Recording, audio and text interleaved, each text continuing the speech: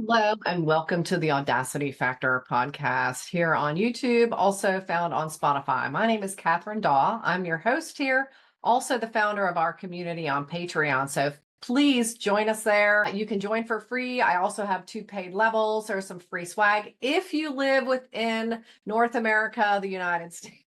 Or the United States. I cannot ship to Europe. It is just too cost prohibitive, but I do have other things for you as part of our membership groups as well. So anyway, today, I watched this video by Trevor Noah, who I really appreciate. He's got a great sense of humor, but he also has these fantastic insights.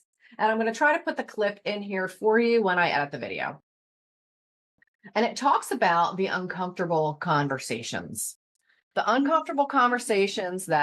are important for us to have, and seem to avoid them and maybe even deny that it's a conversation that we need to have. And those are the things that we can really then try to suppress in spite of the fact that we know it's going to cause like this canker and become, the longer we put it off, the bigger it becomes, the scarier it becomes, the more videos we can play in our head about possible scenarios when we actually approach the conversation. And I mean, it's just really interesting how involved and engaged our egos can become in creating stories around anything that has to do with the truth, anything that has to do with something that's real that we need to express, feelings that are real and true for us that we'd like to be able to not only engage, but to display and or relate to someone else. And so there was a scenario yesterday for me that actually it's been something that I've been nagging at me for a couple of months, actually. And for me, after I watched that video, and I know I talk about having the uncomfortable conversation, because until we can actually have that uncomfortable conversation, there will always be the white elephant in the room. There will always be the dark miasma hanging around us that's scaring us, putting us in a place of anxiety. And anxiety, has to do with the future. Anything that's future focused, worry, anxiety. Depression has to do is past focus, just so you know that differentiation. Now, I am not a psychologist. I am not a licensed therapist. So do not have a medical license of any kind, but I do have a number of certifications and trainings in life coaching, wellness coaching, transitions coaching. I have a number of herbal certifications. I studied holistic healthcare. So with that as a basis, and on being able to understand the effects that our denial brings us, it's really important. And it's important to recognize where typical dynamics stem from. Again, depression is past focused. PTSD is past focused. But looking forward to triggers, trying to avoid the things that trigger you to then shoot yourself back into the past. Anxiety and worry are all about what's coming or what may be coming, and we don't know. So our mind creates these stories for us to then worry about. And usually they're based in some kind of a conversation that we are afraid to have, no matter what that's in regard to. Can be how somebody treats you. It can be something that's coming up at work. It can be some family function that's coming up. It really can be so many different things. And once we feed that anxiety, then it seems that the uncomfortableness just becomes greater. The anxiety amplifies. And all of that's an illusion based in the stories that we're telling ourselves about what could possibly happen if we actually go ahead and speak what's true for us and have these uncomfortable conversations.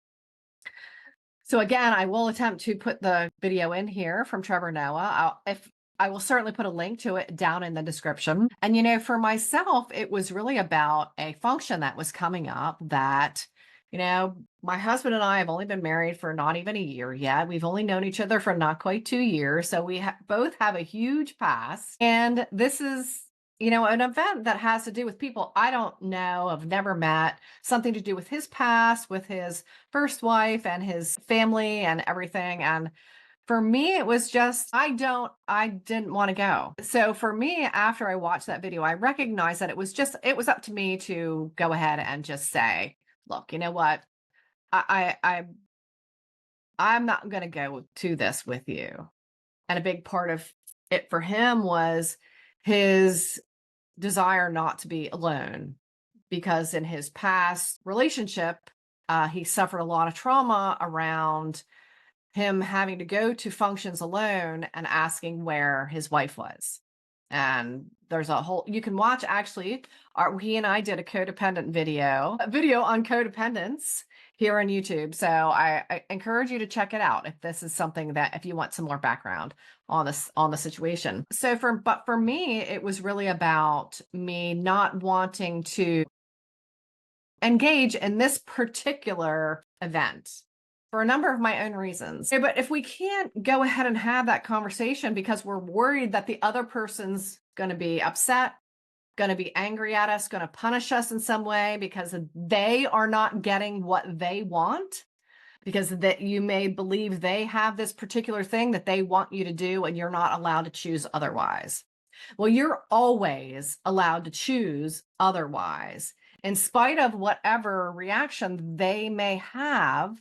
And that's in truth what you're actually afraid of, is the other person's reaction. But when you recognize that they will leverage their reaction if they're not able to be in a state of compassion and offer you a safe space to say what's true for you and to make your own choices, and to recognize that you have every right to make your own decisions and your own choices, then they are not the person that you are wanting them to be. As also, you are not being the person they want you to be. And that's a game that no one wins ever. That's a game of manipulation. That's a sheer sign of codependence and manipulation, and a power struggle, which I'll tell you what, if you've learned to work within a power struggle in a relationship, kudos to you. However, if you really want to have a loving, compassionate, collaborative relationship based in honesty and trust and truth and empathy, well, then the control scenario is not the scenario that will make that happen for you. So I encourage you today, what's one thing that you've been wanting to talk about but are afraid to? And to who? Is it about who it's about? Can you practice having the conversation with someone else? But know that that practice doesn't count as the conversation, because we can have these conversations in our head. And now my ex was like this. He would have the conversation in his head, believe that he already had the conversation, and then make this big assumption that you were party to a conversation that you were actually never party to.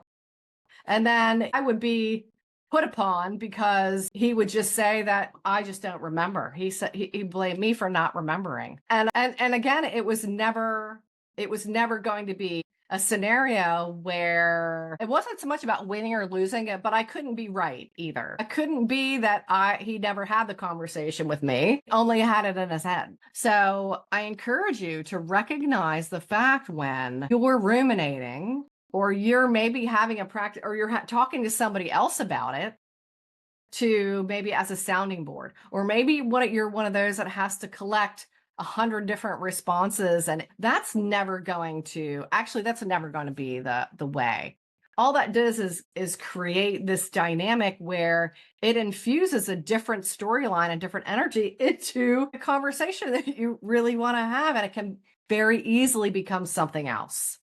It can become this story then that you may actually believe that may not be based in truth whatsoever. And I've watched that happen so many times. You can hear the difference in somebody's voice when they move from speaking the truth to speaking what's not the truth. What's been created by always by assumptions, always by the different varying storylines that we tell ourselves and all the justification and excuses we can make for not actually having the conversation. I want to tell you what, it is so worth it to have the uncomfortable conversations. And it doesn't come from a place of aggression.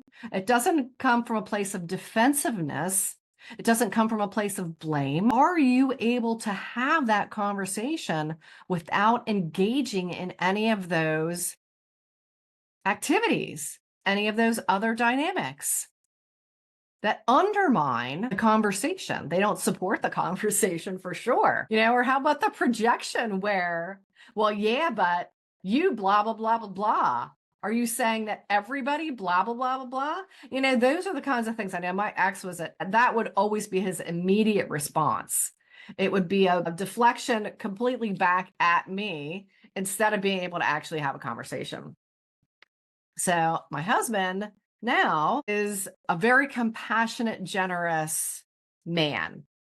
But from his own traumatic experiences, he has some kind of areas still that he works on being back in a relationship again. And it can be tough for those of us who've been traumatized for long periods of time. We can forget that this present is not then. The person we're with is not the other person that abused us. So I talk about this in some of the other videos about triggers. Our triggers are not something for us to avoid or something for us to hold on to reinforce. Our triggers, it is our responsibility to dissolve our triggers so that those experiences that may be similar, seem similar, feel similar, do not trigger us and shoot us like a rocket back into the past, into all those emotions that we were engaged in then, because they are no longer applicable now. So it's really up to you then to how do you learn to have an uncomfortable conversation? Start with something small by saying, so much of this it's always relational. It's always in regard to somebody else.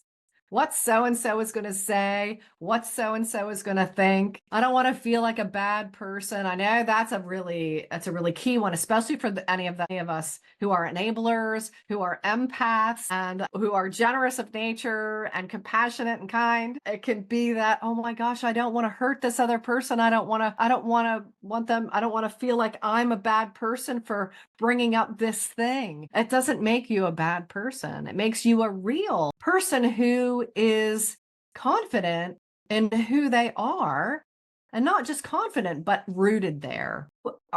You have 100% permission to be who you are.